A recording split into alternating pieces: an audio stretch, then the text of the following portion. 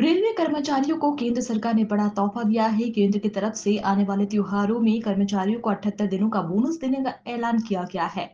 जानकारी के अनुसार सरकार के इस फैसले से करीब 12 लाख कर्मचारियों को लाभ होगा। बोनस का भुगतान दशहरा दिवाली की छुट्टी से पहले किया जाएगा। ये राशि रेलवे कर्मचारियों के विभिन्न श्रेणियों जैसे track maintainer, loco pilot, train manager, station master, पर्यवेक्षक, तकनीशियन हेल्पर, पॉइंट्समैन, मिनिस्ट्रियल स्टाफ और अन्य ग्रुप एक्सेस स्टाफ को भुगतान किया जाएगा। पीएलबी का भुगतान रेलवे कर्मचारियों को रेलवे के प्रदर्शन में सुधार की दिशा में काम करने के लिए प्रेरित करने के लिए एक प्रोत्साहन के रूप में कार्य करता है।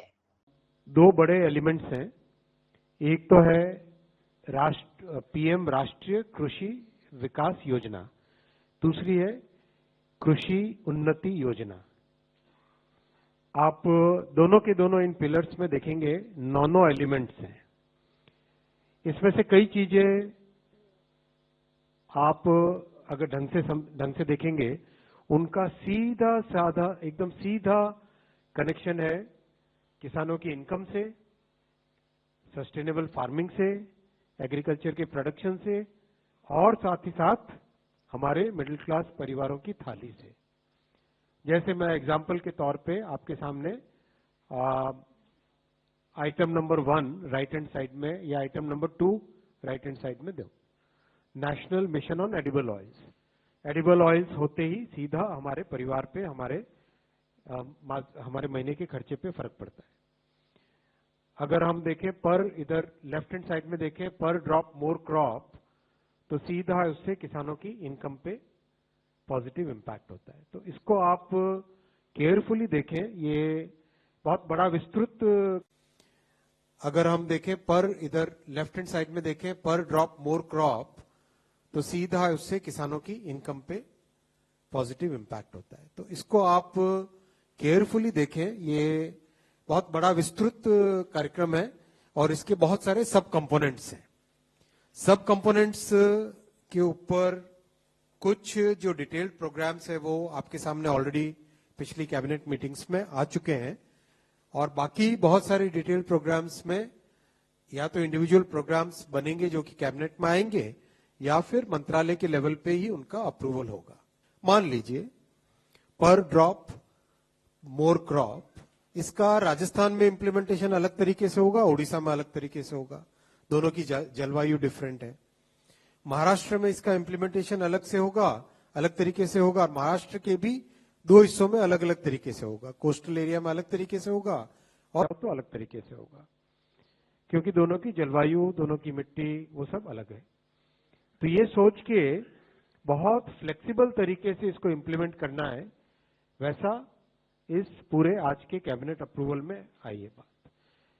और एक तरीके से जो किसानों से जुड़ी हुई, प्रैक्टिकली किसानों की इनकम से जुड़े हुए प्रैक्टिकली जितने भी पॉइंट्स हैं, वो करीब करीब आज के इस बड़े प्रोग्राम में इंक्लूड हो गए हैं। और ये प्रोग्राम 1,01,321 करोड़ रुपए का, 1,01,321 crore. It's a very big programme. It has multiple components. Many of the components have already been approved by the cabinet as separate schemes, and some of the components will be done by the ministry, and some more will come into the cabinet for complete approval. But overall, this creates a complete package or a complete umbrella or a complete bouquet of schemes for the farmers, for increasing their incomes and for making sure that the middle class families, the food security for middle class families is maintained. ये सारा एक बहुत बड़ा, इसमें आप individual देखें तो soil health के बारे में, सॉइल की फर्टिलिटी, जो रेन फेड एरियाज है उसके डेवलपमेंट के लिए, और जो हमारी ट्रेडिशनल किसानी का तरीका है उसमें इंप्रूवमेंट लाना, मैकेनाइजेशन के लिए, पर ड्रॉप मोर क्रॉप यानी एफिशिएंट यूज ऑफ वाटर के लिए, एग्रो फॉरेस्ट्री, क्रॉप्स में डाइवर्सिफिकेशन, हर तरीके से नई नई अगर इंडिविजुअल प्रोजेक्ट कोई राज्य लेके आना चाहे तो उसके लिए डीपीआर वो बना के लेके आए। मान लो किसी पर्टिकुलर स्टेट, मान लो केरला में पर्टिकुलर एक स्पेशल प्रोग्राम बनाना चाहे केरला, तो उसका डीपीआर बना के लेके आए। आसाम में कोई अलग तरह का कोई नया इनोवेशन करना चाहे, डीपीआर लेके आए, इस स्कीम के अंडर उनका अप्रूवल हो जाता है। आप सब जानते हैं कि प्रधानमंत्री श्री नरेंद्र मोदी जी ने हमेशा भारतीय भाषाओं पर बहुत बड़ा एक ध्यान दिया है, बहुत बड़ा फोकस दिया है। Honourable prime minister Shri Narendra Modi ji and the NDA government have always been focused on developing the Indian languages.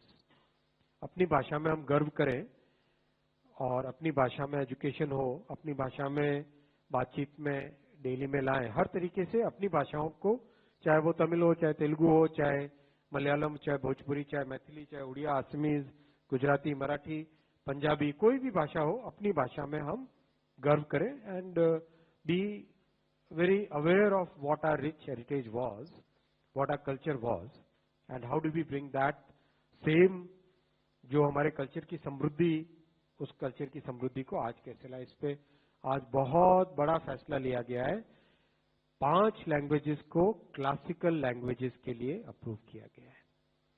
5 languages, Marathi, Pali, Prakrit, Assamese और बंगाली, इन 5 लैंग्वेजेस को क्लासिकल लैंग्वेजेस का दर्जा दिया गया है। And there is a very important linguistic experts committee, very well read people, बहुत जो डीपली नॉलेज रखते हैं लैंग्वेजेस के बारे में, लिंग्विस्टिक्स के बारे में, स्क्रिप्ट के बारे में, हमारा जो एंशिएंट टेक्स्ट है उसके बारे में। और क्लासिकल लैंग्वेज बनना मने बहुत बड़ी गौरव की बात है और इसके पीछे पूरी साइंस है। 1500 से 2000 साल तक का उस लैंग्वेज में लिटरेचर है, उस लैंग्वेज की एक कंटिन्यूटी है, लैंग्वेज के बहुत सारे पुराने टाइम के इंस्क्रिप्शंस हो, कई जगह स्टोन्स पे है, कई जगह पेपर पर है, कई जगह ताड़पत्र पे है, कई जगह पे ओरल ट्रेडिशन से है।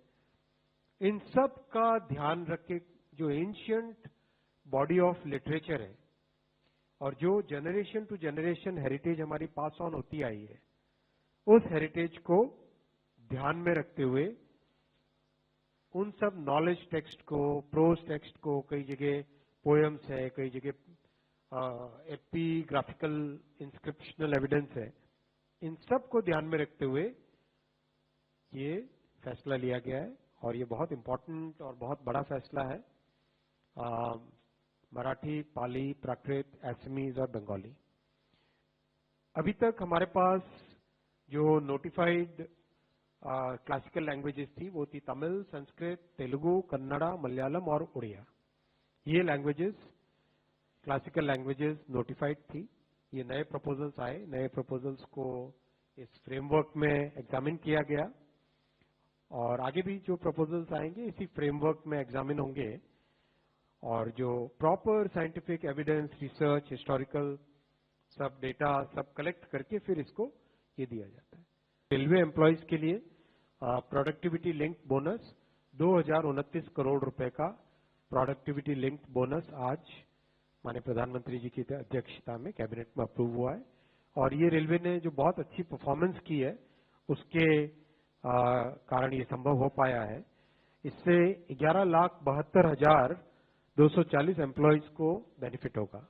रेलवे में आज अगर एम्प्लॉयज की हम संख्या देखें तो कुल मिला के 13,14,992 13,14,992 एम्प्लॉयज हैं एज ऑन 31/3/2024, 31 मार्च 24 का ये नंबर है और इसमें करीब 1,19,952 तो लास्ट फाइनेंशियल ईयर में ही ज्वाइन किए और वो अगर आपको ध्यान होगा करीब 1,54,000 के आसपास टोटल रिक्रूटमेंट किया गया था पिछले 2-2.5 वर्षों में।